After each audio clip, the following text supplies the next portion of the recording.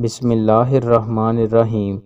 رسول اللہ صلی اللہ علیہ وآلہ وسلم نے ارشاد فرمایا، اپنے بھائی کی خوشی کی خاطر ذرا سا مسکرا دینا بھی صدقہ ہے، کوئی نیک بات کہہ دینا بھی صدقہ ہے، تمہارا کسی بری بات سے روک دینا بھی صدقہ ہے، کسی بے نشان زمین کا کسی کو راستہ بتا دینا بھی صدقہ ہے، جس شخص کی نظر کمزور ہو اس کی مدد کر دینا بھی صدقہ ہے، راستہ سے پتھر کانٹا اور ہڈی کا ہٹا دینا بھی صدقہ ہے، اور اپنے ڈول سے اپنے بھائی کے ڈول میں پانی ڈال دینا بھی صدقہ ہے۔